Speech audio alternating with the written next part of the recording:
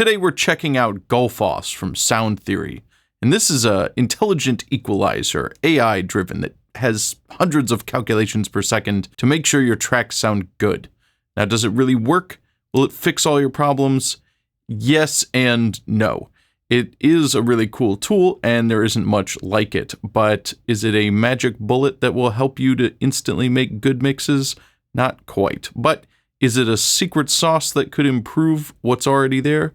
Absolutely it is. This plugin's in the same genre as things like Soothe or Smart EQ, but this one does boosting and cutting, depending on how you have it set up. The tracks I'm working with today come from a collaboration song with Lee Chaney and Phil Zio, and we're running a contest with some really awesome prizes that you don't want to miss out, so you can download these multi-tracks in our reimagined contest and participate in that. I'll put a link in the description to that video, and if you win, there's a lot of big plugins on the line, and I'm going to be demoing it today with some tracks from that song. Soundtheory were kind enough to send me this plugin for free. However, I did ask for it, which means it's something that I wanted to look at and something I already knew I liked, so I do appreciate that. However, all opinions are my own.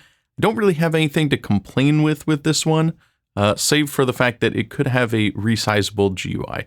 Other than that, I really don't have any complaints, but I want to show you how it works and how it sounds, and if you think it's something that you want to check out. So here we have Gullfoss, and it does come with 3 versions, which are all included. There is a live for lower latency, the normal one we have here, and then a master version, which is higher latency and higher resolution. I've been using the standard version for normal tracks or buses, and then the mastering one for the master bus. I haven't ever needed to use the live version. I don't know that this is something I would use while tracking, so the little bit of latency when mixing doesn't affect me. It doesn't seem especially CPU hungry. I would imagine it's not extremely light on resources, but I haven't had any issues, so far so good. Now to start out, the developer recommends setting the recover and tame around 20% or so, and then adjusting the bias until the meter goes in the middle, and I'll show you what that looks like. But you can push it pretty high. Both the recover and tame go all the way up to 200%, but I find usually in that 20 to 30, maybe 40% range works better. The recover boosts frequencies and tame cuts frequencies, and the bias controls where that 0 point is, sort of balances out the boost to cut ratio so that it's balanced. And then the brighten feature just adds extra treble or cuts treble. If you want to match it up against the original signal, that can be useful. If you want to A/B what the plugin itself is doing without any added brightness, you can also just use it as a treble boost or a treble cut. There is also a sidechain feature. I haven't used that, but I could see that could come in handy if you want to try to use this to carve out some frequencies that are dominated by another instrument, and that could be a handy thing that I just personally haven't used. The one thing I don't really know about this plugin is what exactly the EQ's goal is. Now, I have to assume that it's trying to sort of flatten things out, or the goal is to add clarity, they say. But as far as numbers go and the general EQ that it's shooting for, maybe it's based off like a Harman curve, which has slightly more bass than treble. It's more pleasing to the human ear. I'm not really sure, but either way, it is manipulating the sound on a many times per second basis to even out those frequencies and to add clarity. And it really does, it's subtle, but it does add a nice clarity and liveliness to your instruments. Even if they already sound good, it can always seem to add a little something extra and just bring a little more clarity and openness to your tracks. So I like that. It's one of those things that maybe it's not the most necessary tool in the toolbox, but it's a great finisher. It's like a little extra salt. It just makes everything better. So let's listen to my guitars from this song, and I'll dial in Gullfoss and you can see what it's doing.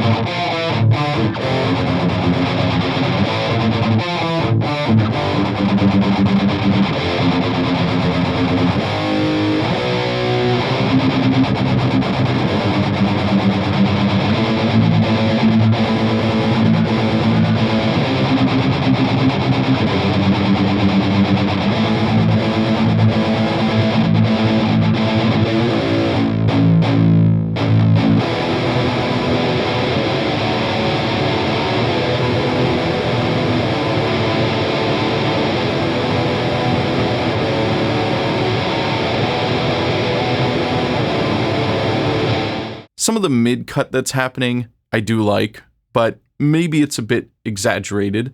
Now we can use these recover and tame to taste, really. Keeping them generally in a reasonable range is a good idea. As you can see, when I crank them up, it does get a little extreme, but never really sounds terrible. It's just probably more than would be beneficial in a mix. So the bias meter shows up next to the decibel meter here. And if it's positive, that means it's in the recover zone. And if it's negative, it's in the tame zone. So generally you want to balance it out so it's back in the middle at 0.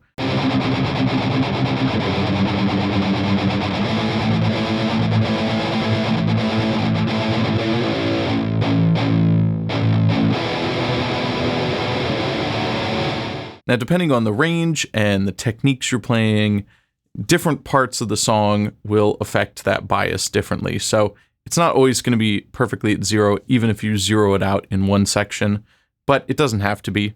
It's just a general guideline and something to pay attention to. Another very useful thing towards shaping the sound are these filters that will change what part of the signal is being processed. And you can see as I drag these up, it will just zero out those areas. So if we only want to process just the mids, or just the treble, just the bass, just the low mids, whatever, you can drag these sliders from the right and the left to change where it's affecting it. And for a lot of things, I find that it really wants to add a lot of top end, and I could darken it with the brighten feature, but sometimes it's easier just to filter out above a certain point. Like on these guitars, I'm filtering them out above 8 or 9K probably. And it's then reacting to that and saying, you need a ton of high information. And I don't want that on the guitars. Same thing with the lows. It may try to boost the bass a lot because I've already cut a lot of the bass with other filters. And I don't want that back in there. So I'll just tell it, let's ignore it. Anything below 100, don't touch that. So let's try those out.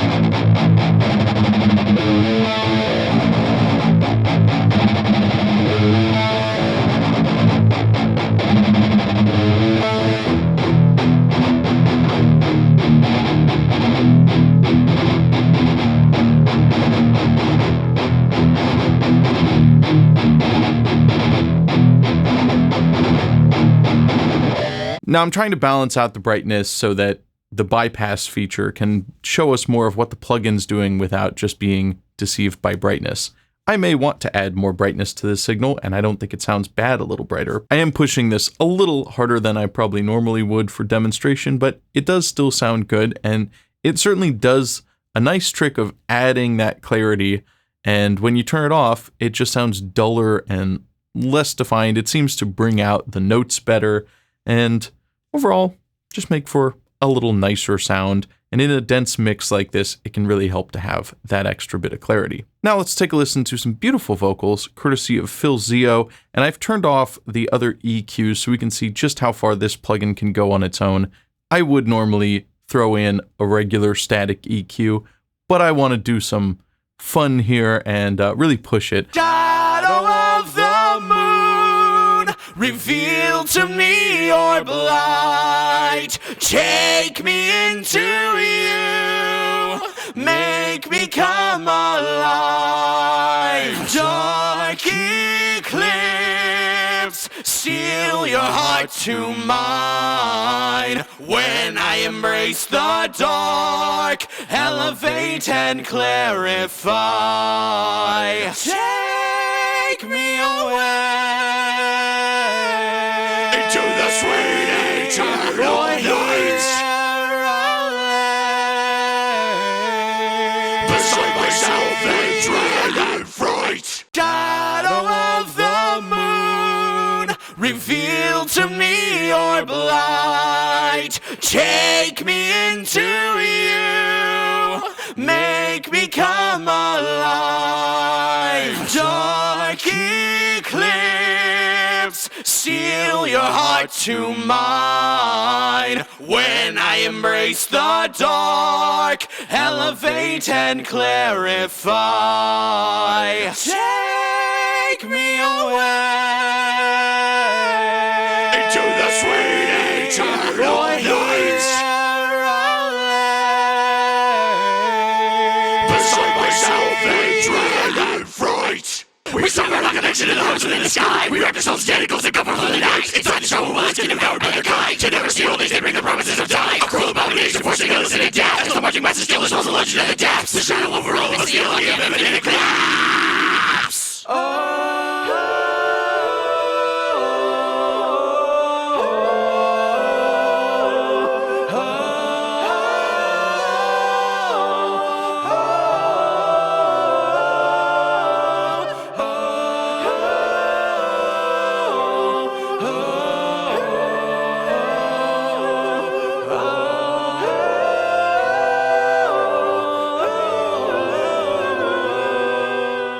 Next, let's listen to how it works on the drum bus, and I do have some individual track EQs for the kick, snare, overheads, that stuff. We're just going to see how much Gullfoss can improve an already pretty good, slightly EQ'd and sampled drum sound.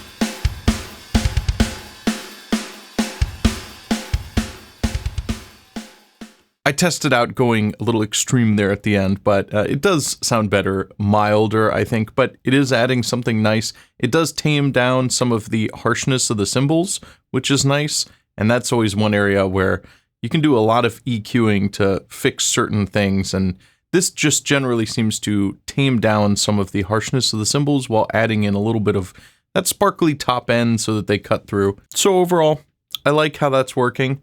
It seems to be an improvement, and that's what we're going for. I've also got a lot of symphonic elements going on in this song, so let's see how it sounds first on the pipe organ and then on strings and horns sections.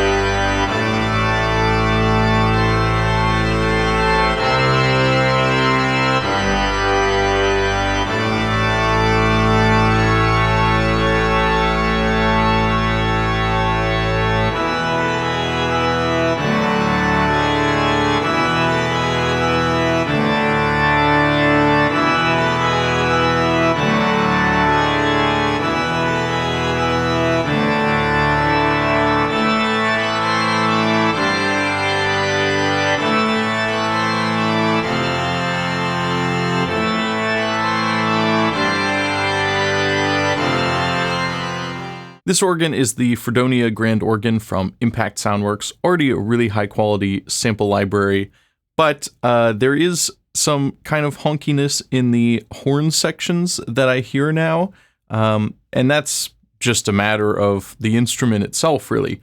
But Gullfoss is really doing a nice job of taking some of that out. You can see when it's playing, it's cutting a fair bit around sort of 1K to maybe 3K, and that's really doing a nice job of cleaning up all those kind of nasally sounding frequencies without otherwise changing the sound of the instrument too much. It is perhaps adding a little bit of hiss, just sort of the air moving through the pipes, and so you can dial back that high pass or the brightness a little bit to adjust that. But I really like what that's doing. Even when it's fairly subtle, what it's doing is just taking away some of the things that I would otherwise maybe notch out, and it's kind of going from a slightly warmer sound to a more open and spacious sound, which I personally prefer. So I like that a lot. Let's take a listen to how it works on the strings and horn sections.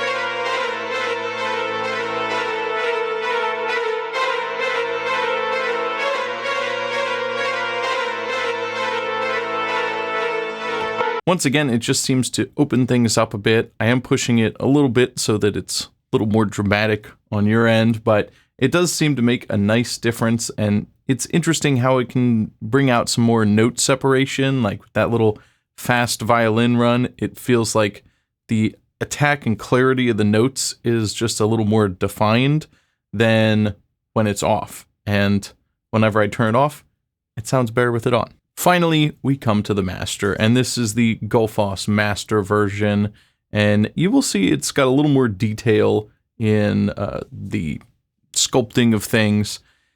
Being a mastering EQ, again, I want to use it pretty lightly, but I find right around 20% still works, and this one also seems to be milder than the other regular version of Gulfoss, so it seems to make smaller changes, which is smart because it's a mastering EQ, so unless you push it really hard, it's not going to be making much more than like maybe 1 to 3 dB tweaks.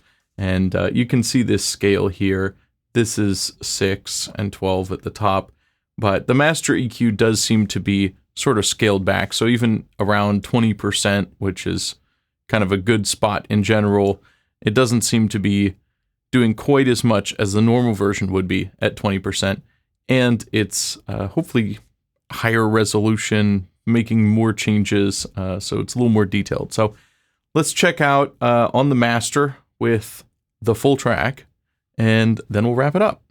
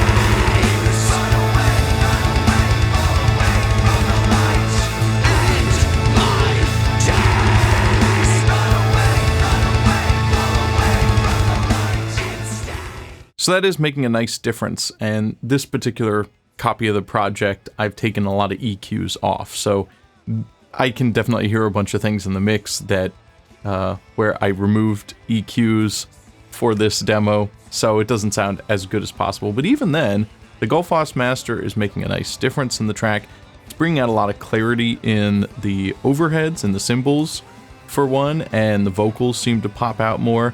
The guitars, well, they still have maybe a little bit too much mids in this particular example, but it does seem to balance out the mid frequencies, add a little punch to the kick. So it's all doing subtle stuff, and you can see, especially in the master, even when I pushed it up to like 100%, the biggest difference it was making was like 7 dBs in the very highest end, in like around like 15K and above. So that is as extreme almost as it gets with the master. So it is definitely subtler. Everything I'm using here is all good quality stuff to begin with that doesn't need a ton of work, but even then it is making a nice difference having Gulfoss just slapped on everything. So that's what I would do, is slap it on everything. It's the kind of plugin that if you have it, you'll probably kind of use it everywhere, and maybe very subtly and maybe not. The only downside is perhaps CPU use, but it's never had a problem on my computer. I don't think it's super resource hungry, and there is the live version too, which is even lighter and lower latency. So if you want to use that for tracking, you can do that. So go check out Gulfoss. There is a 14-day trial, and thanks again to Soundtheory for sending me this plugin for review. Thanks for watching, and I hope you enjoyed this video. You can check out Soundtheory's website in the description, as well as our contest, which you don't want to miss out on. The deadline is December 1st, 2022, so unless you're watching this way in the future, go on over and give it a shot. You have nothing to lose. As always, please like and subscribe, and I will see you in the next video.